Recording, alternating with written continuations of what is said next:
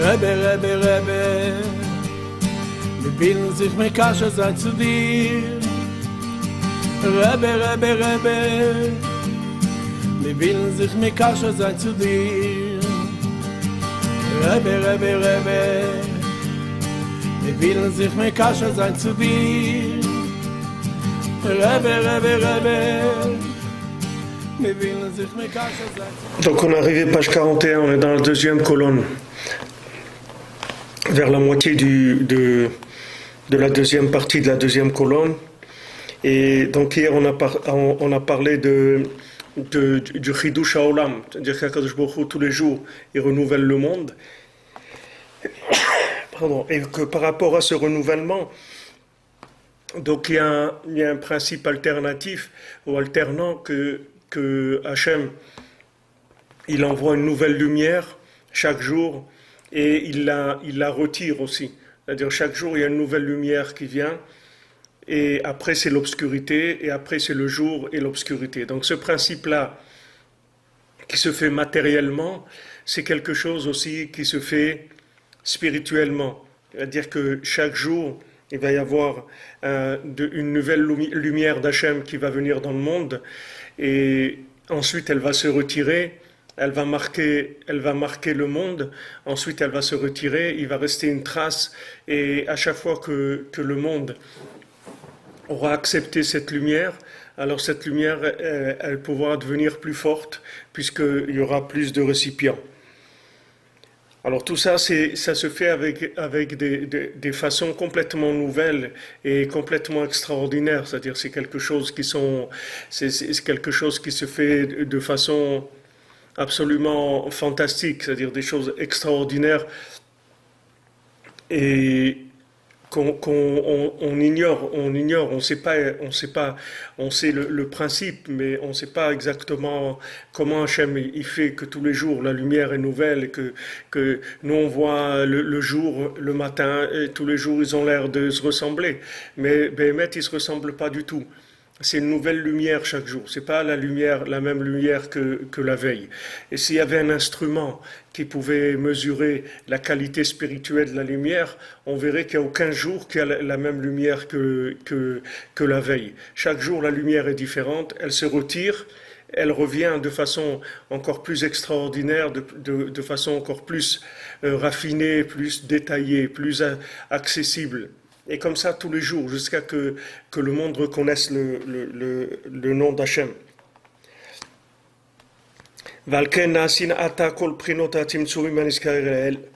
Alors c'est pour ça que maintenant, de nos jours, se font tous ces principes de la contraction de la lumière divine, comme on a vu avant. Mais maintenant tout dépend de l'homme, que entre les mains de l'homme, tout a été transmis, tout a été remis entre les mains de l'homme. C'est lui le décisionnaire de la forme du monde, c'est-à-dire comment le monde va fonctionner, combien de temps ça va durer. Tout est entre les mains de l'homme. Beprinat ve'aretz natan livnei Adam. Comme c'est écrit que Hachem il a donné la terre aux êtres humains.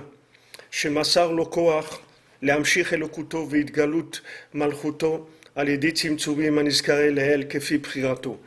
Que Hachem il a remis entre les mains de l'homme la possibilité d'attirer sa divinité et la révélation de sa royauté par des contractions de lumière, par de la lumière contractée, tamisée, comme on a vu avant, selon sa Bechira.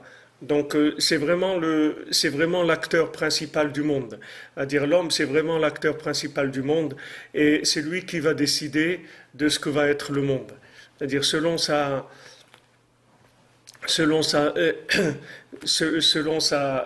ses choix, à chaque instant, chaque jour, et tous les choix qu'il fait, ces choix-là, c'est ça qui va amener le plus de lumière dans le monde, chaque jour plus de lumière.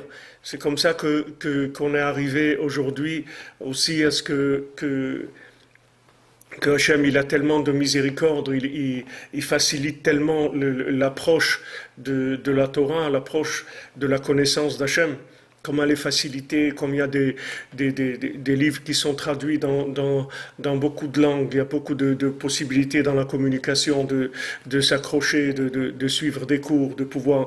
Tout ça, ça vient de la miséricorde d'Hachem qui augmente chaque jour, parce que les récipients, ils augmentent aussi chaque jour. Chaque jour, il y a des gens qui font des choix positifs, et ces choix positifs, ils augmentent le degré de révélation d'Hachem.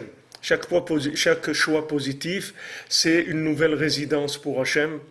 C'est ça qui permet donc de le voir, chacun au niveau dans lequel il est.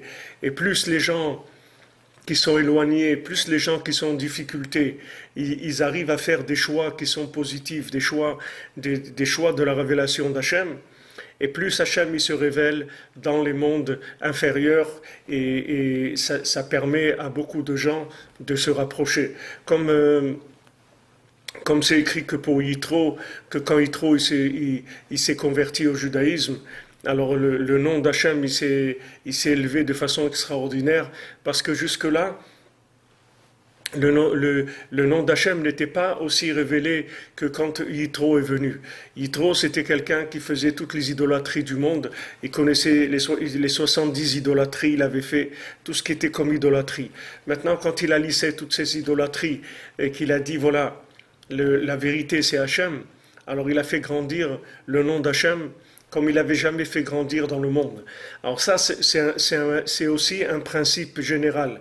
C'est-à-dire, quand je me trouve là où je me trouve, et que je fais un effort pour me rapprocher, c'est-à-dire je fais un choix positif, je me trouve dans le train, dans le TGV, et je dois manger, et je fais ma bracha dans le TGV, je fais She'akol Nהיה Bidvaro, même si j'ai honte et je suis gêné et tout, je fais quand même ma bénédiction. Alors ça révèle Hachem dans des endroits où c'est pas tout le monde qui peut le révéler dans ces endroits-là. Quelqu'un peut révéler facilement Hachem dans une synagogue, dans un centre d'études, mais dans un endroit tellement éloigné comme ça, où les gens ils courent dans tous les sens, et ils ont fait d'autres choix de leur vie, etc.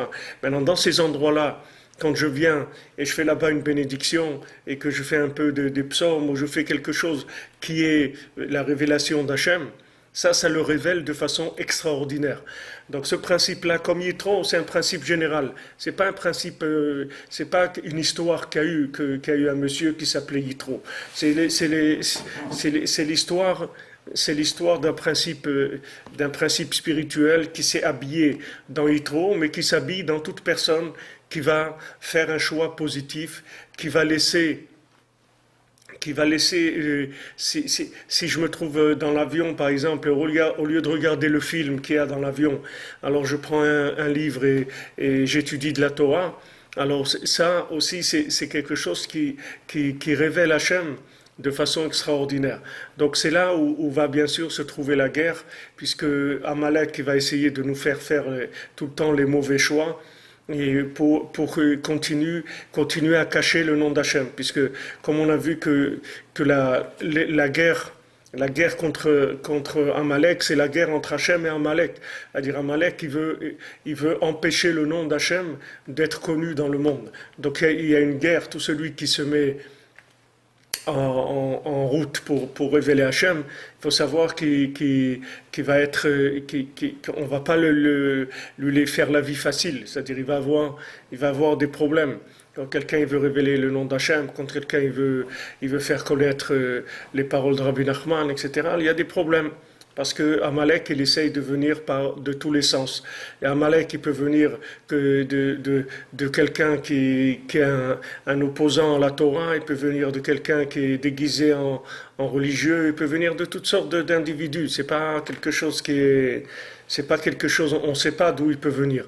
Mais en tout cas, le principe général, comment Amalek il agit, c'est de casser les gens, de les démoraliser, de les casser, d'être machalish leur da'at, c'est-à-dire d'affaiblir la conscience en disant à la personne, tu peux pas, tu es pas capable, tu es nul, tu es un petit truc. Voilà, ça c'est la rengaine, c'est le leitmotiv de Amalek. C'est toujours décourager les gens. Alors que si quelqu'un il comprenait combien il est important aux yeux d'Hachem, combien chaque chose qu'il fait, pourquoi on a parlé de miettes et de petites choses, parce qu'il faut prendre conscience que ces petites choses-là, elles sont extraordinaires, parce que ces petites choses-là, c'est le résultat de choix qui vont faire que Hachem il va se révéler. Donc là où je me trouve, dans n'importe quelle situation, et précisément quand je me trouve dans une situation qui est difficile, et que dans cette situation-là, je me renforce, c'est-à-dire je choisis de faire ce que je peux. On ne parle pas maintenant du tout de faire des exploits. On parle que l'exploit, c'est de rester branché et de faire ce que je peux pour révéler Hachem. De ne pas me décourager, de ne pas me débrancher d'Hachem. Que ma conscience d'Hachem elle reste consciente, constante maintenant. Si je peux, je fais beaucoup. Si je ne peux pas faire beaucoup, je fais moins. Et si je ne peux pas faire moins, je fais un petit peu. Mais de savoir que ce petit peu-là, c'est quelque chose qui a extrêmement d'importance. C'est-à-dire qu'il ne faut pas mépriser le petit peu, parce que ce petit peu-là, il va aller faire des chamboulements dans des zones que je ne peux même pas imaginer. Et c'est pour ça qu'on m'a fait descendre, que je me trouve dans la difficulté dans laquelle je me trouve. Parce que quand je passe dans cette difficulté-là, c'est comme si je me trouve dans un tunnel et maintenant je vais allumer une petite lumière dans le tunnel, donc ça va éclairer beaucoup d'éléments qui se trouvent dans cet endroit et qu'eux aussi vont trouver leur route et ils pourront se diriger vers la sortie du tunnel grâce à la petite lumière que j'ai allumée dans cet endroit-là. Donc il faut énormément honorer et rendre et valoriser la moindre action positive qui est faite, la moindre action, le moindre mouvement vers Hachem, c'est quelque chose qui a une importance capitale. Et surtout quand quelqu'un il est éloigné, quelqu'un vient de loin, encore plus que tout le monde. Parce que pourquoi maintenant Yitro, ce qu'il a fait, c'était plus important que tous les gens qui sont sortis d'Égypte et qui ont passé tout ce qu'ils ont passé dans le désert et tout ça pour monter en Eretz Israël. Pourquoi Yitro c'est plus important? Parce que Yitro, il se trouve dans un endroit où il n'y a personne qui peut aller là-bas. Qui est-ce qui peut aller faire les 70 idolâtries qu'il y a dans le monde? Il peut pas. Qui est-ce? Il faut être un chercheur, quelqu'un d'exceptionnel pour arriver à ça. La plupart des gens, même s'ils ont fait ils ont été dans les universités des religions, ils ont appris 2, 3, 4 religions, c'est tout combien ils vont apprendre. Mais les 70 qui connaissaient tout, c'était un prêtre, c'était quelqu'un de très important. Maintenant, lui, il dit, vous voyez, tout ça, ça vaut rien. Ce qui compte, c'est Hachem, c'est tout. Alors là, ça fait des explosions dans le monde. Ça fait des explosions de révélations, c'est-à-dire ça prépare des chemins extraordinaires. C'est pour ça que c'est lui qui a aussi eu la part au principe du Tzimtzum, qu'il a dit à Moshe Rabbeinu, voilà, tu vas faire des princes de 1000, des princes de 100, de 50, de 20, de 10. Pourquoi? Parce que lui, le fait que maintenant, il est arrivé à tourner le dos à toute l'idolâtrie et à venir vers Hachem, ça lui a donné une conscience de la lumière contractée. C'est-à-dire que lui, il a donné à Moshe Rabbeinu le principe de la lumière contractée. Il a dit, tu demandes à Hachem s'il est d'accord, mais moi, voilà ce que je te conseille. Tu ne pourras pas, toi, tout seul, faire descendre la lumière vers le peuple. Tu as besoin d'être encadré. Donc tu vas prendre des princes de 1000, des princes de 100, des princes de 50, de 20 et de 10. Tu vas faire des groupes de transmission. Que ces chefs de groupe, ce sont des gens qui seront qualifiés dans la contraction de la lumière à leur niveau. Un prince de 1000, c'est quelqu'un, il est capable de diriger 1000 personnes et de leur enseigner la parole d'Hachem. C'est-à-dire quand il parle avec 1000 facettes en même temps. Après, il y a des gens qui ne sont pas aussi compétents, aussi forts que ça. Ils transmettent à 100 personnes. Donc ils peuvent arriver à maîtriser, c'est-à-dire la compréhension, la transmettre à 100 individus différents, chacun avec sa façon de voir les choses. Après de 50, de 20 et de 10. Et voilà, c'est comme ça qu'il fonctionnait. Et là où tout le monde, il n'y a personne qui arrive à transmettre, alors c'est Moshe Rabbeinu qui transmet. Mais Moshe Rabbeinu, il a fait des classes de niveaux différents. C'est les maîtres qui s'occupaient de groupes différents. Donc maintenant, qui est-ce qui a amené ça? C'est Yitro qui a amené ça. Qu'est-ce qui a amené ce principe-là dans le monde? C'est Yitro. Parce que justement, Yitro, comme il venait de l'obscurité d'où il est venu, et qu'il est allé vers la lumière, il a reçu le secret de la contraction de la lumière et de la distribution du pouvoir de façon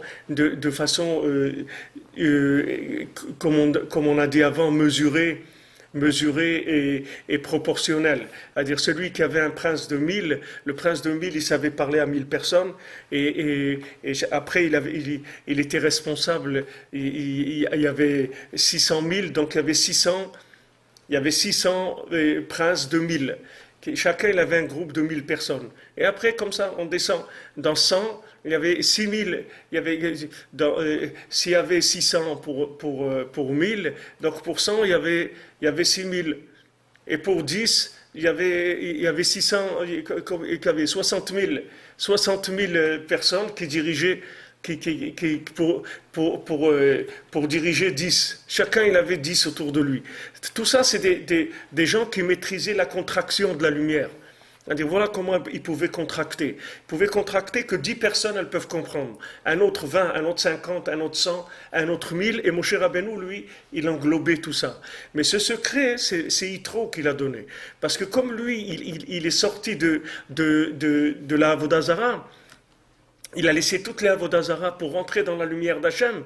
Vous voyez le résultat que ça donne. Quand quelqu'un, Be'emet, il a fait Tchouva Be'emet, quand quelqu'un il est sorti de là où il est sorti, s'il était dans la drogue, ou il était dans le jazz, ou il était dans l'argent, ou il était dans n'importe quoi, maintenant il est revenu vers Hachem. Ce qui va montrer que cette personne-là, elle a fait le chemin comme il faut, c'est sa capacité à transmettre la lumière de façon contractée. C'est ça qu'on reçoit quand on fait tchouva. C'est pas d'être ribouillé. D'être ribouillé, ça veut rien dire du tout. D'être ribouillé, n'importe qui peut être ribouillé. Ça veut rien dire du tout. Quelqu'un qui est dans le ribouille, n'importe qui, vous pouvez mettre une vache, vous pouvez la ribouiller. N'importe qui, vous pouvez le mettre dans du délire de lumière. Mais qu'est-ce qui montre que quelqu'un il a fait tchouva? C'est sa capacité à maîtriser la contraction de la lumière. C'est ça quelqu'un qui fait tchouva. C'est ça qui reçoit un Baal Tchouva. Un vrai Baal Tchouva, c'est ça qu'il reçoit. C'est pas qui peut chauffer les gens et les ribouiller. De ribouiller, c'est rien du tout de ribouiller. C'est pas quelqu'un, tu l'as ribouillé, qu'est-ce que tu as fait avec lui? C'est comme si tu as bu avec quelqu'un un whisky ou 2 ou 3 ou 4 et chacun il est parti avec la tête un peu dans tous les sens. Il est rentré chez lui, il va se reposer. Le lendemain, il va se relever de la même chose qu'il était la veille. Ça lui a rien changé. Qu'est-ce qu'il a passé un moment? C'est vrai, on a rigolé, on a plaisanté, etc. On a bu un whisky ou 2, et voilà. Et maintenant, la vie, elle reprend comme elle était. Mais c'est exactement la même chose. Si quelqu'un qui enseigne la Torah, il n'est pas capable de changer la vie des individus à qui il enseigne, il vaut mieux qu'il change de métier, parce que ça ne sert à rien ce qu'il est en train de faire. Ça sert à quoi? Pourquoi Rabbeinu dit que celui qui rentre pas... Imaginez-vous qu'à l'époque de Moshe Rabbeinu, il y avait quelqu'un d'autre, que Korach ou n'importe qui veut faire lui aussi une yeshiva. Il dit, j'en sais assez pour pouvoir, moi aussi, je vais ouvrir une yeshiva. Et je vais enseigner aux gens. Qu'est-ce qu'il peut enseigner aux gens? Rien du tout il peut enseigner. Qu'est-ce qu'il va leur enseigner? Qu'est-ce qu'il a entendu au Sinaï? Mais qu'est-ce qu'il a entendu au Sinaï? Il ne sait même pas qu'est-ce qu'il a entendu. Il a entendu quoi? Il a appris quoi? Si maintenant il n'a pas appris le sod du halal apanouï, le sod du tzimtzum, du or, il n'a rien appris du tout, Bichlal. Il ne sait rien du tout. Non seulement il ne sait rien, mais c'est un danger public, le bonhomme. C'est pas rien qu'il ne sait rien. Parce qu'il va venir, il va balancer des trucs que les gens ne savent rien, ils ne savent pas du tout. Il leur donne des conseils qui vont leur retourner leur vie complètement à l'envers. Il n'y a que l'école de Moshe Rabbeinu, celui qui rentre dans l'école de Moshe Rabbeinu qui peut apprendre la transmission. Sinon, il ne peut pas. C'est impossible. Vous voyez bien quel était le problème de Korach. On en a parlé. Le problème de Korach, c'était le ribouille, c'est tout. Il était ribouillé, Korach. Vous voyez, qu'est-ce que c'était ces questions? Il disait, maintenant, un talit qui est entièrement en techelet, il n'a pas besoin de tzitzit. Puisque maintenant, le tzitzit, qui est en techelet, qui est avec le bleu, c'est lui qui, le fil de bleu, c'est lui qui va quitter tout le vêtement de tzitzit. C'est-à-dire, c'est comme ça qu'il va quitter le vêtement, qui va permettre de porter le vêtement. Donc, c'est sûr que si le vêtement il est entièrement en bleu, qu'il n'a pas besoin de tzitzit, il a demandé à Moshe Rabbeinu, et Moshe Rabbeinu lui a dit non, il y a besoin de tzitzit. Après, il a dit une chambre qui est que avec des livres de Torah. Il n'y a pas besoin de la mezouza, parce que la mezouza, qu'est-ce qu'il y a écrit? Il y a écrit le schéma dedans, mais maintenant dans les livres qu'il y a dans la maison, il y a des centaines de fois que c'est écrit le schéma. Donc c'est sûr qu'il n'y a pas besoin de mezouza. Moshe Rabbeinu lui a dit non, il y a besoin de mezouza. Donc vous voyez la difficulté qu'il avait Korah. C'est le tzimtzum, c'est tout. C'est-à-dire qu'il n'arrivait pas à maîtriser la lumière. Donc qu'est-ce qu'il faisait? Il faisait des raisonnements par comparaison qui étaient complètement à côté de la plaque. Complètement. Il faisait des raisonnements par comparaison.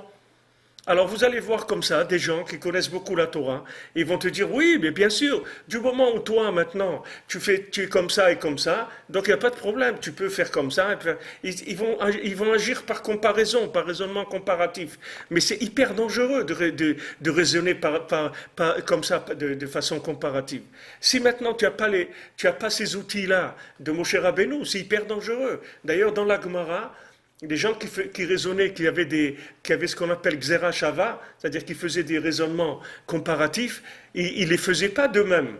Chacun, il avait un nombre de Gzera Shava qu'il avait reçu de son Rav. C'est-à-dire que c'était pas que les gens ne faisaient pas d'eux-mêmes ces choses-là. Ils se mettaient à comparer des choses. Parce que tu peux comparer des choses et tu te trompes complètement. Regardez Korach. Si vous écoutez le raisonnement de Korach, vous pouvez voter pour lui, il n'y a pas de problème. Et vous allez voter pour lui. Il faut vous faire un raisonnement qui a l'air logique. Il dit voilà, le vêtement il est entièrement bleu. Donc c'est sûr qu'il a besoin du fil bleu. Le fil bleu, c'est pour un vêtement normal. Mais un vêtement qui est fait entièrement avec ce fil-là, c'est sûr qu'il n'a pas besoin. Eh bien non, tu t'es trompé, il a besoin. Ça n'a pas de rapport. Mais qui est-ce qui peut vous apprendre ça? Ça, c'est que si vous apprenez le principe de la contraction de la lumière. C'est-à-dire que si vous savez contracter la lumière, alors vous pouvez faire des raisonnements qui sont valables. Mais sinon, c'est n'importe quoi.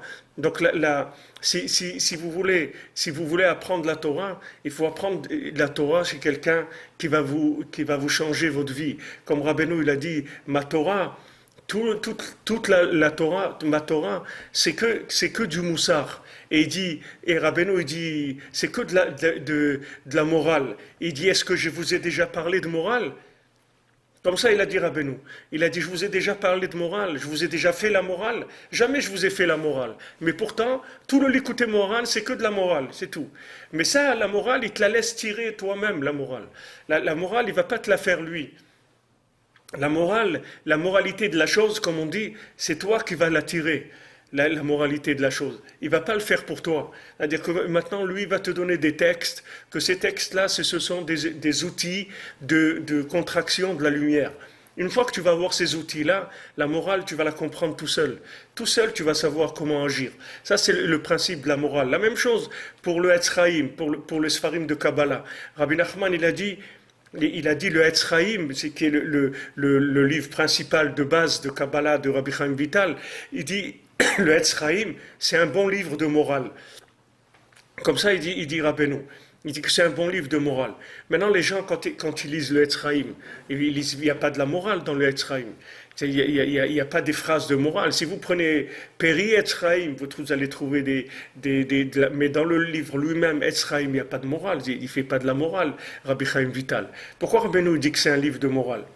Parce que du moment où vous apprend la contraction de la lumière, c'est ça la morale. C'est ça qui va vous donner la morale. Qu'est-ce que c'est la morale? La morale, ça veut dire que vous allez comprendre vous-même qu'est-ce qui est bien, qu'est-ce qui n'est pas bien. C'est ça la morale. C'est pas de dire à quelqu'un ne fais pas ça, c'est pas bien. Tant que lui maintenant, il aime ça, ça sert à rien de lui dire c'est pas bien. Ça sert à rien. Vous faites quoi? Vous faites quoi? Soit vous allez l'énerver, soit vous allez en faire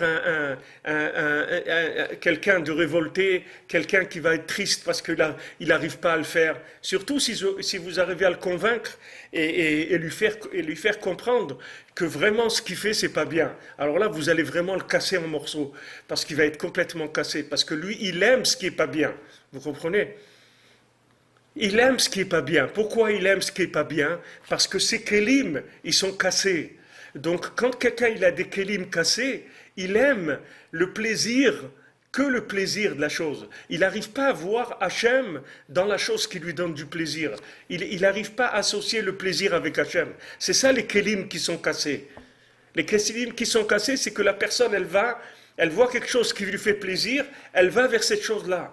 Alors que si maintenant, au lieu de courir vers le plaisir directement, il se construisait un petit peu des récipients, il prendrait la lumière qu'il y a dans la chose, sans l'emballage qui est interdit. Il prendrait la lumière de façon permise. Et même non seulement de façon permise, mais ça serait une mitzvah. Ça deviendra une mitzvah pour lui. Combien de maasim il y a comme ça dans la Gemara et tout, que des gens, ils ont voulu faire des choses qui étaient interdites, ils se sont retenus, et après ils ont fait cette chose-là de façon permise, que c'est devenu une mitzvah. Donc maintenant, quand quelqu'un, vous lui dites, ne fais pas ça, c'est pas bien, ok. Alors maintenant, lui, il aime ça. Qu'est-ce que vous allez faire? Alors lui, maintenant, par respect, il va peut-être faire un effort. Il va se retenir. D'accord? Mais il a rien fait encore. Il n'a pas révélé Hachem. Comment il va révéler Hachem? Il va révéler Hachem le jour où lui, de lui-même, il va assimiler que cette chose-là, elle n'est pas bien. Mais c'est lui qui va le comprendre. C'est pas vous qui allez lui dire c'est pas bien. C'est lui qui va comprendre que c'est pas bien. Il va pas le comprendre, il va le vivre. Après, il va le vivre. Comme Rabbeinu dit que le tachlit, c'est d'abandonner les avérotes, les fautes, besimcha. Pas maintenant que tu fais plus parce que tu sais qu'il faut pas faire. Alors, et tu restes dans ce niveau-là. C'est déjà bien. C'est-à-dire que tu fais un effort que tu veux pas, tu sais que c'est pas bien, donc tu le fais pas. Mais c'est pas que tu n'as pas envie de le faire. Tu as très envie de le faire. Mais seulement, comme c'est interdit, tu le fais pas. C'est déjà un niveau. C'est déjà un niveau. Mais c'est pas avec ça que tu vas révéler Hachem dans le monde. Si tu veux révéler Hachem dans le monde, il faut que tu sois arrivé à une telle contraction de la lumière que cette chose-là, elle t'intéresse plus dans la forme qu'elle a. Elle ne t'intéresse plus. C'est-à-dire l'emballage négatif, il ne t'intéresse plus. Tu prends la lumière avec un emballage positif, pas avec un emballage négatif. Donc ça c'est la véritable guerre. C'est là où elle est la véritable guerre avec Amalek. Parce qu'Amalek, il va essayer de te casser le moral tout le temps pour t'empêcher de faire des choses, pour te montrer que tu n'es pas capable. Quelqu'un qui ne fait pas, c'est écrit que quelqu'un qui a l'habitude de faire des avérotes. Maintenant, cette personne-là, quand elle ne fait pas des avérotes, ça lui compte comme une mitzvah. Chaque moment qu'il ne fait pas d'avéra, c'est comme s'il faisait une mitzvah. Pourquoi? Parce que lui, c'est son langage, les avérotes. C'est son langage. Maintenant, il ne fait pas. Il fait un effort pour Hachem. Il ne fait pas. Ça lui est considéré comme une mitzvah. Mais c'est une étape intermédiaire. Ce n'est pas ça le but. Le but, c'est qu'un jour, tu arrives à te rendre compte que le mal, ce n'est pas bien. Et que tu sois heureux, que Hachem, il t'a amené jusqu'à ce moment-là où tu peux enfin dire, bon Hachem, ça c'est pas bien. Et ça m'intéresse plus parce que j'ai compris que c'est pas bien. C'est pas que j'ai compris avec ma tête, je l'ai compris avec mon cœur, je le vis. Je vis que cette chose-là, elle n'est pas bien. Et d'un autre côté, je vis ce qui est bien. Quand je fais une mitzvah, je suis heureux de la faire. Parce que je la vis, la mitzvah. Mais si maintenant je suis en train de téléguider un bonhomme avec un appareil et que je l'envoie dans des domaines et je lui dis va par là, ne fais pas ça, fais comme ça, etc. Et qu'il n'y a aucun cœur, il n'y a aucun vécu de la chose, Ça peut pas révéler Hachem dans le monde, puisque maintenant la lumière, elle n'est pas rentrée dans des récipients encore. C'est une étape intermédiaire, c'est une étape éducative. C'est-à-dire, comme un enfant, vous ne le laissez pas toucher le feu. Mais c'est quoi? Toute sa vie, il ne va pas toucher le feu. Alors qu'est-ce qu'il va faire dans ce monde? Si toute sa vie, il ne peut pas toucher le feu, toute sa vie, il peut pas ouvrir le frigidaire, toute sa vie, il ne peut pas... alors qu'est-ce qu'il va faire? Il ne va rien faire dans sa vie. Mais non, vous lui empêchez de jouer avec des allumettes et tout, parce que c'est un enfant. Mais ce que vous espérez, c'est que quand il va grandir, il va, oui, pouvoir avoir une boîte d'allumettes dans sa poche et il saura l'utiliser. C'est ça que vous attendez de l'éducation. C'est la même chose. C'est-à-dire que maintenant, tant que vous mettez de la morale par interdit, par pression, ça veut dire que pour l'instant, vous êtes dans un côté éducatif.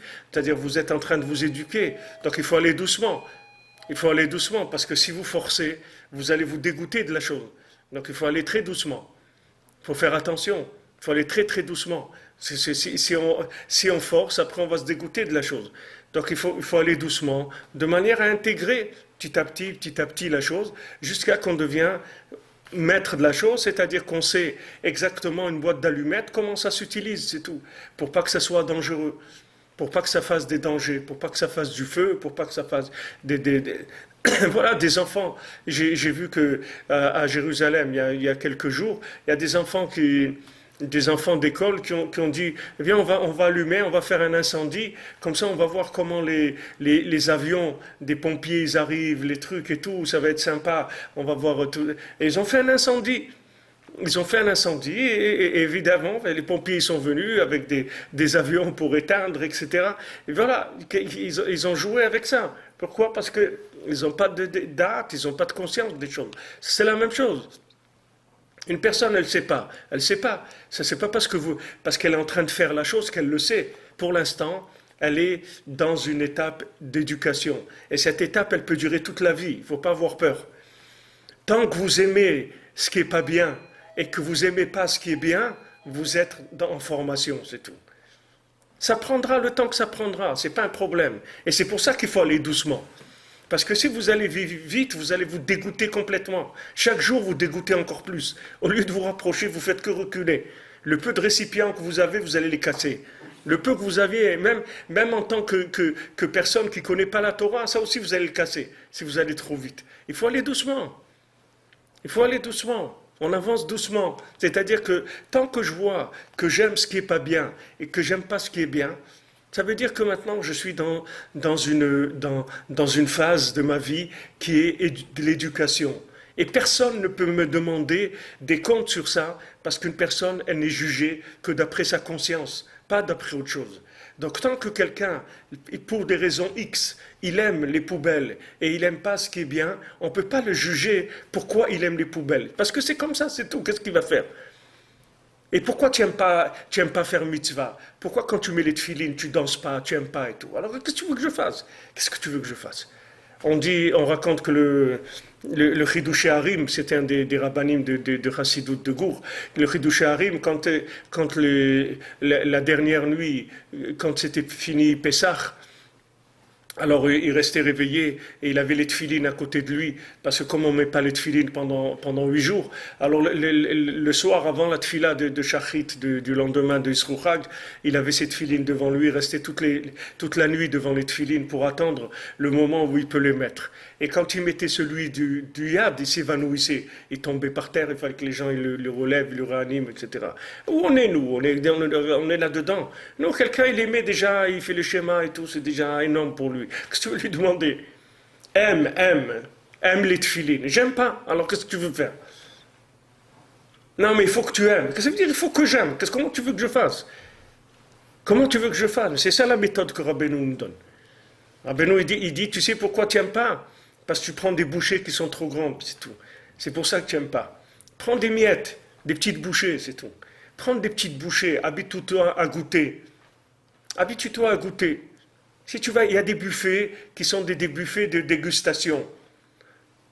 C'est pas des buffets pour manger. Celui qui veut un buffet pour manger, il s'achète un sandwich, il met dedans ce qu'il mange, et voilà, il va se remplir le ventre. Mais ça, c'est des buffets, des dégustations. C'est rien que pour le goûter, le goût des choses. Alors on goûte un peu de ça, un peu de ça, un peu de ça. Et il n'y a que le goût qui reste, c'est tout. Mais on ne peut pas dire qu'on a mangé. C'est pas du manger. C'est on goûte, c'est tout. Alors pour l'instant, la Torah, pour quelqu'un qui aime ce qui n'est pas bien et qui n'aime pas ce qui est bien, il est en formation, il faut qu'il aille doucement. Il faut qu'il aille doucement. Jusqu'à ce qu'il régénère son système émotionnel, son système sensible, c'est-à-dire ses récipients. Une fois que ces récipients ils vont être réparés, tout de suite la lumière, elle va venir, elle va loger là, elle doit loger. Il va se sentir bien, il va aimer les mitzvot, il va être joyeux de faire les mitzvot, il va être dégoûté par les avérotes. On raconte qu'il y avait le Rav de Satmar, l'ancien Rav Yoel, ce qu'ils appellent le Satmerouv, l'ancien Rav de Satmar. Alors une fois, il était une fois dans une voiture ou un taxi ou quelque chose. Et je sais pas, le taxi il a ouvert la radio, il y a eu quelque chose, une voix, quelque chose qui n'était pas propre, qui était quelque chose. Alors il dit que dès que le son est sorti, tout de suite il s'est mis à vomir. Ça l'a fait vomir, tout de suite il a commencé à vomir. Parce que c'est des gens que le récipient, ils étaient entiers, ils étaient propres, ils étaient bien. Donc maintenant, n'importe quoi qui est pas bien, ça le dégoûte. Et ce qui est bien, ça l'attire. C'est tout, c'est simple, c'est pas compliqué. Mais c'est pas du ribouille, ça. Le ribouille, c'est quelqu'un qui n'a pas de récipient et il veut quand même atteindre des niveaux et des compréhensions et des choses et tout. Alors qu'il est dans le ribouille. Il n'est pas dans des récipients. Il n'est pas du tout dans des récipients, il n'a pas de récipient. Tant qu'il aime ce qui n'est pas bien et qu'il n'aime pas ce qui est bien, ça veut dire que ces récipients ils sont cassés en morceaux. Il n'arrive pas à capter la lumière de façon positive. Donc il faut qu'il aille doucement, parce que ces récipients ils sont petits. Donc il faut qu'il mange des miettes.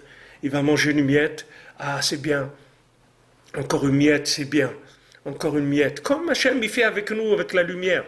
Chaque jour, il recrée le monde. Il recrée un jour et il envoie une miette de lumière. Chaque jour, il envoie une miette. Cette miette-là, les gens ils vont la vivre. Ah, une belle journée aujourd'hui. Baruch Hachem, c'était une belle journée. Je suis sorti, j'ai vu, c'était agréable, etc. Tac, une miette qui est passée. Le lendemain, encore une miette. Et comme ça, le monde, petit à petit, va venir à aimer Hachem. Et à reconnaître Hachem, et à savoir qu'il n'y a que lui dans le monde. Mais si Hachem il envoie une lumière très forte d'un coup, mais tous les gens ils vont se sauver. Les gens ils vont se sauver. Comme c'est écrit que Esav il dit à Hachem, ouais moi aussi si tu m'avais donné les mitzvot je les aurais faites. Alors Hachem c'est écrit qu'il va lui donner la mitzvah de Souka à Esav. Il dit alors fais la Souka. Alors il fait la souka, et Hachem il sort un soleil qui est 10 fois plus fort que le soleil habituel. Alors Esav il jette tout de la souka, il donne un coup de pied dedans et tout, et il rentre chez lui. Alors Hachem il lui dit, alors, tu voulais faire des mitzvot, tu vois très bien, il dit, oui, mais c'est pas juste, tu as sorti un soleil qui est insupportable, c'est pas un soleil normal que tu as fait. Et il dit, non, ce qui m'intéressait, c'est de voir comment tu sors de la souka. Regarde mes enfants, des fois ils sont dans la souka, je leur envoie une pluie torrentielle. Comment ils sortent mes enfants de la souka? Ils sortent en pleurant, ils sortent la tête basse, ils ont honte, parce qu'ils disent, Hachem il n'a pas accepté ma mitzvah de souka. Alors ils sortent avec de la honte, avec de l'humilité, avec de la pudeur. Toi tu viens, tu donnes des coups de pied dans la souka et tu sors. C'est ça que je voulais voir. C'est quand tu vas sortir, comment tu vas sortir. C'est ça qui m'intéresse. Alors dans toute la Torah, les mitzvot, c'est la même chose. Hachem, ce qu'il veut, c'est de voir comment on les fait. C'est pas le fait qu'on a fait la chose ou on n'a pas fait la chose. Comment maintenant je fais la chose, comment je la fais pas. C'est ça qui traduit mon niveau de conscience par rapport à la chose. Même si je peux pas, parce que maintenant je suis dans un cas de force majeure. Ok, je peux pas, il pleut à torrent, qu'est-ce que je vais faire? Qu'est-ce que je vais faire? Il pleut à torrent, je vais pas rester dans la souka. Je sors de la souka. Mais quand je sors, j'ai de la peine, j'ai honte. Je ne suis pas bien. Parce que j'aimerais rester dans la souka, mais j'arrive pas. Donc je sors. C'est la même chose. Rabbeinu dit, quelqu'un il vient, il fait des doutes. Il vient, il dit, Hachem, tu sais, j'ai de la peine. J'ai de la peine que je voudrais tellement être comme tu voudrais que je sois, et j'y arrive pas. Ça me fait beaucoup de peine. J'ai beaucoup de peine parce que je voudrais tellement me lever tôt le matin, je voudrais tellement faire étudier bien la Torah, faire des mitzvot, être agréable avec les autres, ne pas faire de la shonara. Tout ça, j'aimerais tellement le faire, mais j'arrive pas. Alors j'ai de la peine. Mais c'est ça qu'Hachem il regarde. Hachem il regarde pas ce que tu es en train de faire. Hachem il regarde quelle est ton approche de la chose. Du moment où maintenant, cette chose-là, tu voudrais la faire, c'est-à-dire tu l'aimes, tu veux la faire, mais tu n'arrives pas à la faire, alors tu te trouves quelqu'un qui est anus, c'est-à-dire que tu es dans un cas de force majeure. Qu'est-ce que ça veut dire de force majeure? Ça veut dire qu'il y a une force contraire qui est majeure, plus forte que toi, et qui t'empêche de faire la chose, c'est tout. Elle t'empêche de faire la chose, mais c'est pas toi. Toi, toi, tu cherches pas des cas de force majeure, c'est pas ça que tu cherches. Toi, tu voudrais faire la chose. Mais qu'est-ce que tu vas faire? Tu es né comme ça, tu as grandi comme ça, tu as vécu comme ça, et maintenant tu es dans l'état où tu es. Tu viens de plusieurs vies antérieures. Tes parents ils t'ont conçu comme ils t'ont conçu. Tu as grandi comme tu as grandi, et voilà le résultat, c'est ça. Maintenant, qu'est-ce que tu vas faire? Tu vis des cas de force majeure, c'est tout. Tu vis des cas de force majeure, c'est-à-dire que tu as des forces plus fortes que toi, plus fortes que ta possibilité, ton envie de faire. La difficulté, elle est plus grande que ton envie de faire. Alors qu'est-ce que tu vas faire? Tu vas faire un petit peu, c'est tout. Tu vas faire un petit peu. Tu vas faire un tout petit peu, et tu vas essayer de le faire avec de la joie, être content, te dire, bon, Hachem, regarde, tu vois, Hachem, normalement, j'ai compté, normalement, je fais à peu près 400 lashon hara par jour. Bon, Hachem, aujourd'hui, j'en ai fait 395. C'est extraordinaire. Il ne faut pas regarder les 395, il faut regarder les 5 que je n'ai pas fait. C'est ça qui est important. Parce que ça veut dire que je suis en train de me diriger vers la sortie. Je ne suis pas en train de m'enfoncer. Je me dirige vers la sortie. Et comment?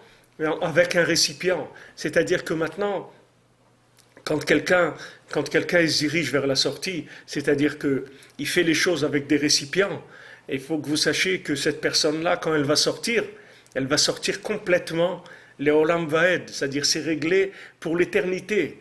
C'est fini. Le problème, il l'a réglé pour l'éternité, parce qu'il l'a fait avec des récipients. Tandis que la personne qui a sauté, qui a fait un stage de trucs, une épreuve de force, comme on dit. Il fait une épreuve de force. C'est-à-dire qu'il se dit, voilà, maintenant je fais un éder, je jeûne, je fais ta'anit dibour, pendant 3 jours je ne parle pas.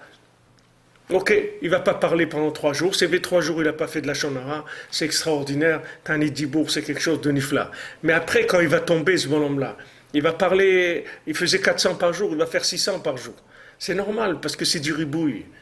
C'est pour ça que Rabbeinu, il ne veut pas qu'on fasse des jeûnes et des choses comme ça. Parce que tu répares rien. Rabbeinu, il dit que quand tu jeûnes, c'est comme quelqu'un qui a un sac. Rabbeinu, il donne cet exemple-là. Il dit, c'est comme quelqu'un, il a un sac troué, il secoue le sac pour enlever les trous. Mais les trous, ils sont dans le sac, tu ne comprends pas. Qu'est-ce que tu es en train de secouer le sac? Ça ne sert à rien. Les trous, ils sont dans le sac. Donc prends une aiguille et un fil et commence à coudre un trou. C'est tout. Tu veux faire coudre un trou, ça t'a mis 6 mois, 1 an, 2 ans, tu as cousu un trou. Ok. Mais déjà, ce trou, il est cousu, on n'en parle plus, c'est réglé. Maintenant, tu passes à un autre. Comme ça, jusqu'à que tu finis de réparer tout ce qu'il y a à réparer, c'est tout. Mais va doucement, mais répare. Ne fais pas semblant de réparer. Commence à réparer.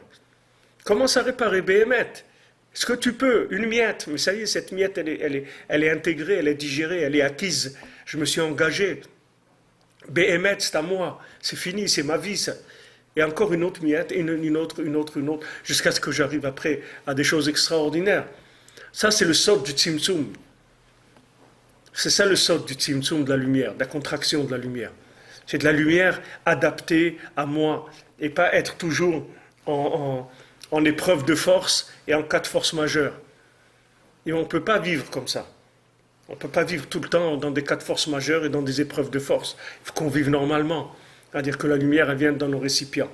Et sachez que dans l'état dans lequel on est, alors, comme il dit Rabbi Shimon Bar Yochai dit, moi je peux acquitter tout le monde du din. On va voir après, il va parler du din Rabbi Nathan ici, que je peux acquitter tout le monde du din, c'est-à-dire je peux acquitter le monde entier du jugement, de la rigueur. Alors la Gemara, elle dit dans Psachim, elle rapporte ça, elle dit comment Rabbi Shimon il va acquitter le monde entier du din? Comment il va pouvoir venir devant un tribunal et dire que tous ces gens-là, ils sont pas fautifs? Il dit Rabbi Shimon, il va prouver que les gens ils sont fous, c'est tout. C'est tous des fous et des soulards, c'est tout. Quand il va prouver ça, tout le monde va être acquitté. Parce que les gens qui sont fous, ils sont acquittés. Vous voyez bien, quand on voit quelqu'un et dit problème psychologique, ça, on le condamne pas parce qu'il est malade. C'est un malade mental. Ça. Donc là où je suis en cas de force majeure, c'est-à-dire que maintenant, j'ai pas le choix parce que je suis vendu à cette chose-là. Je peux pas me retenir. J'ai de l'addiction par rapport à ces choses-là. Je peux rien faire. On peut pas me juger. On peut pas me dire que ce que je fais c'est pas bien parce que je suis pas conscient que c'est pas bien. Si j'étais conscient que c'était pas bien, je le ferais pas. Je suis pas fou. Donc si je le fais, ça veut dire que je suis fou. Donc ça veut dire que ça va, je ne sais pas ce que je fais. Je ne suis pas conscient. Maintenant, je ne suis pas conscient de ce que je fais. Ah, maintenant, je veux me rendre conscient. Ce n'est pas en faisant des grandes choses que je vais me rendre conscient. C'est en faisant des petites choses.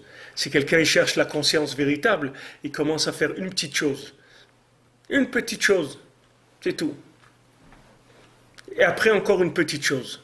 Encore une petite chose, jusqu'à qu'il va arriver à la conscience. Un jour, sa conscience, elle va basculer. Il va avoir la force de pouvoir dominer la chose dans la joie, dans l'amour d'Hachem, dans la joie, dans la crainte d'Hachem, dans l'amour, dans la joie. Mais c'est avec une énergie qui rentre dans des récipients. C'est pas de la projection. C'est pas de la singerie. Comprenez? Sinon, c'est de la singerie, ce qu'il fait le bonhomme. Le bonhomme, il est en train de singer, c'est tout. Il fait rien du tout. Il singe pour l'instant. C'est pas grave de singer. C'est une façon aussi de. Mais il faut savoir que je singe. Pour pas que je commence à me juger comme si j'étais un vrai. Il faut que je me juge comme un singe. Il me dit c'est nifla. J'ai singé et tout, mais dans ces trucs que j'ai singé, j'ai quand même fait pas mal de mitzvot, et je suis arrivé à venir à Oman, j'ai fait Tikkun Klali, tout ça dans cette singerie-là. Même si j'ai singé, mais ça fait rien. J'ai fait pas mal de choses là-dedans. Mais si la personne, elle se considère comme quelqu'un qui n'est pas un singe, et se considère comme un vrai, alors c'est autre chose. L'addition, c'est pas la même, du tout. D'une fois, on a amené chez Rabbeinu, on lui a amené quelqu'un et que les gens ils voyaient que ça allait, que ça avait l'air quelqu'un d'important, un grand rave comme ça, important, etc. Ils l'ont présenté à Rabbeinu. Alors Rabbeinu, donc Rabbeinu il a reçu comme il a reçu, etc. Après, ce rave-là, il est parti. Alors Rabbeinu, il a dit, qu'est-ce que vous m'avez amené? Un sac de tripes, vous m'avez amené? Alors les gens, ils ont compris que eux, ils croyaient que c'était quelqu'un de grand et tout, alors que c'était pas. Alors maintenant, pourquoi Rabbeinu il a fait ça? Est-ce que Rabbeinu ne pouvait pas réparer cette personne-là? Il ne pouvait pas l'aider à faire tchouva? Mais il dit Rabbeinu, il ne peut pas aider à faire tchouva à quelqu'un s'il croit qu'il est un tzaddik, tu comprends? Si le bonhomme il vient voir Rabbi Nachman et dit Rabbi Nachman, Mechila, je suis un sac de tripes, est-ce que vous pouvez faire quelque chose avec moi? Voilà, je suis un sac de tripes. Moi, je cherche que les tripes dans ma vie, à triper et tout. Voilà, je suis un sac de tripes. Est-ce que maintenant vous pouvez m'aider? Alors, il n'y a pas de problème, il va l'aider. Mais il faut qu'il vienne avec un diagnostic qui est exact. Si maintenant il se présente comme quelqu'un de fort, mais il ne peut rien faire pour lui, comment tu veux qu'il l'aide? Comment tu veux qu'il aide? Quelqu'un rentre dans un hôpital, il se présente comme représentant en gants médicaux. Comment tu veux que les gens ils comprennent qu'il faut le mettre en réanimation? Ils ne savent pas. Il s'est présenté comme représentant s'ils vendent de la marchandise pour les hôpitaux. Il faut se mettre à sa place. Si tu veux que le tzaddik s'occupe de toi, il faut que tu te mettes à sa place. Tu te mets à ta place, on va venir te chercher, on va te mettre dans le rayon qui te concerne, là où on doit s'occuper de toi. Mais il faut que tu sois amitié dans ce que tu fais. Ça n'a aucune importance où tu te trouves. Ça n'a aucune importance. Le hikar, c'est que là où tu es, tu sois toi-même, c'est tout. Sois toi-même. là où tu es, dans le positif, dans le négatif, c'est pas important. Mais sois toi-même, annonce la couleur, comme on dit. Ne viens pas prétendre que tu es un sadique alors que tu es un sac de tripes. Tu comprends? C'est pas. Il y a une yann de émettre, c'est tout. Alors les gens, ils veulent pas se émettre. Alors ils se projettent, ils commencent à singer. Et voilà. Et il reste des singes, c'est tout. Après, c'est la planète des singes. Les bonhommes, ils sont dans la planète des singes. Celui-là, c'est un singe et l'autre, c'est un singe.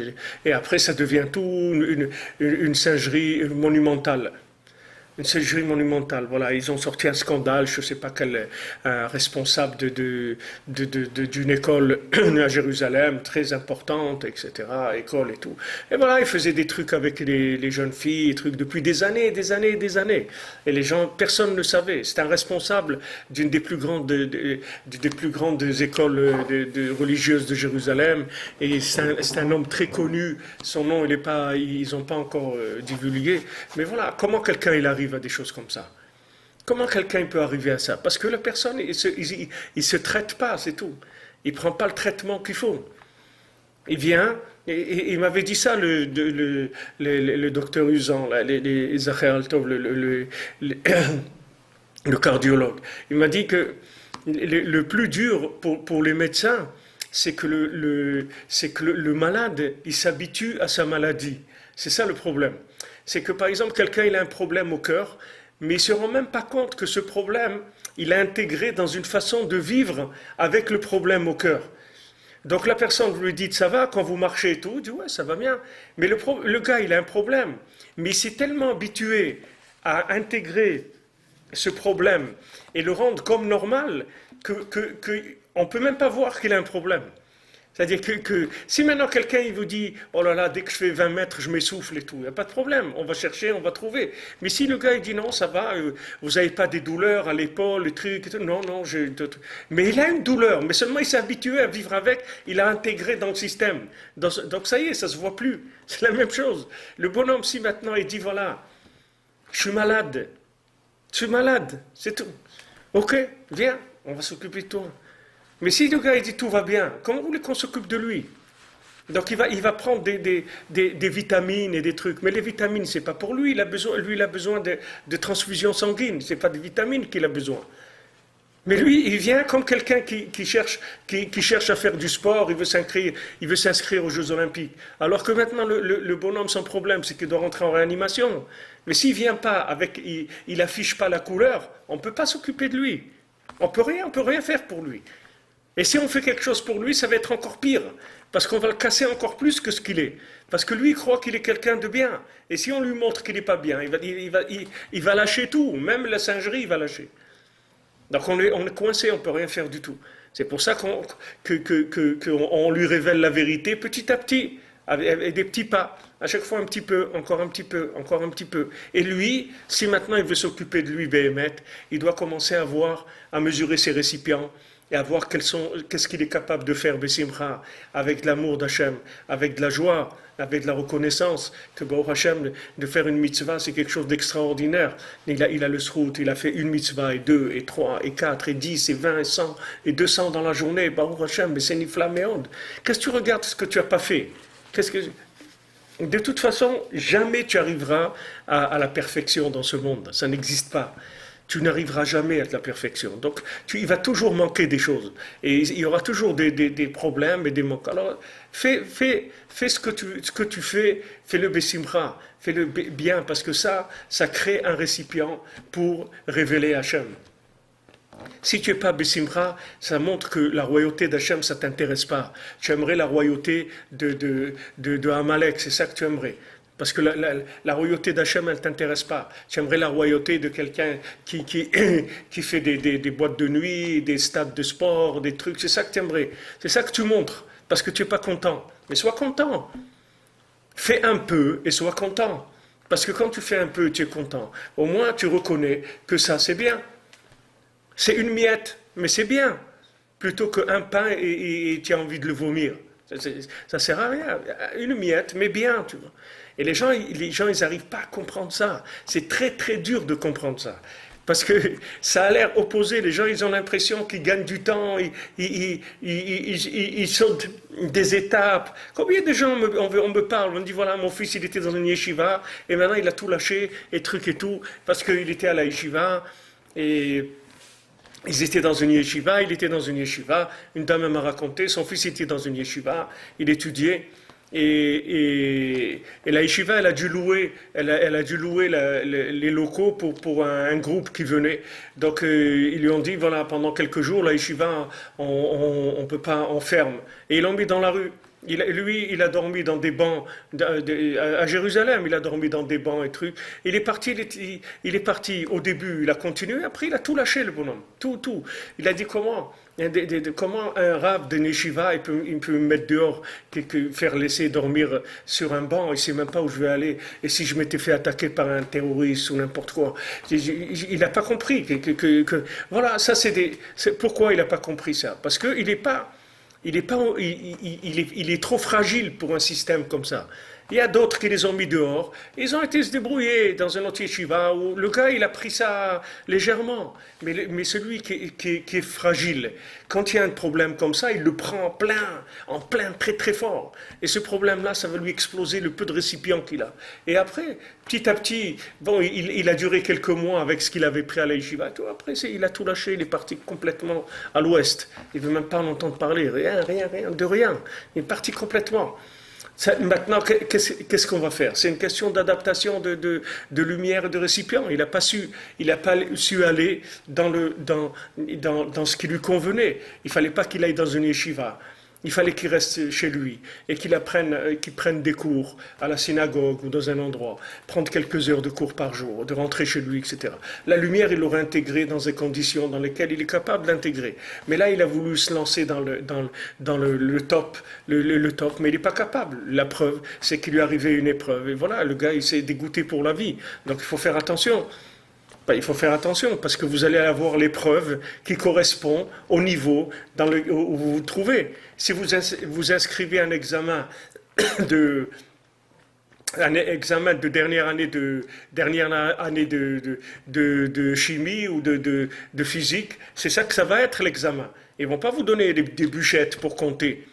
Si vous voulez les bûchettes pour compter, il faut aller à la maternelle. Donc il faut annoncer la couleur avant quand vous rentrez quelque part. C'est-à-dire il faut dire voilà mes moyens aujourd'hui, voilà ce que je peux faire. Moi je sais faire avec des bûchettes. Ok, alors on te dit voilà, tu vas à la maternelle, tu commences à faire les bûchettes. Mais si tu viens, on ne reconnaît pas les gens. Quelqu'un vient, il s'assoit dans une classe de dernière année de physique. On ne reconnaît pas les gens, c'est pas écrit sur la tête de quelqu'un qu'il n'est pas fait pour ça. Et le gars, il est là-bas, il va commencer à apprendre des jargons, des trucs, ouais, tac. Et le gars, il connaît rien du tout, il sait rien du tout, il sait même pas faire une addition, il sait rien. Qu'est-ce que tu es en train de faire? Va là où tu es shayach, à ta place, mets-toi à ta place. Et de cette place-là, de la maternelle, tu vas voir, tu vas arriver après. Ça va prendre du temps, mais d'abord tu vas être Bessimcha, tout le temps Bessimcha, tu vas remercier Hachem qui t'a montré les chemins de l'école, il va t'a montré les chemins de l'école, les chemins d'Eretz Israël, les chemins de Rabbeinu, les chemins de la Torah, tu vas être content, Baruch Hachem. Même si tu fais un tout petit peu, mais tu es content uniquement de faire partie de cette aventure-là. Même si tu es un strapontin qui est dans le couloir du train et qui est coupé en deux, mais tu es là, tu es dans le voyage, mon ami. C'est vrai que tu n'es pas en première, mais tu es dans le voyage. C'est niflaméon. D'après d'où tu viens, tu n'avais aucun pronostic qui donnait que tu pourrais savoir que ça existe un train, une gare et pour aller là-bas. Où tu étais, dans quel monde tu étais. Au Hachem, c'est nifla. C'est nifla. Mais si tu ne te contentes pas de ça, tu ne peux pas progresser. Tu ne peux pas progresser, c'est impossible. Et si tu progresses, c'est du mensonge. C'est de la singerie. Et la singerie, ça coûte cher. Parce que après, quand tu vas passer l'addition, c'est pas l'addition d'un singe. Tu vas passer l'addition du vrai. Et ça, tu n'es pas capable de la payer. Et c'est pour ça que les gens, ils explosent. Parce qu'ils n'ont pas la force de payer l'addition. C'est tout. Le gars, tu le rentres dans des contractions, des trucs, tu le rentres dans des petits chemins, et après il éclate, il peut pas, c'est pas pour lui, et tout. Va doucement.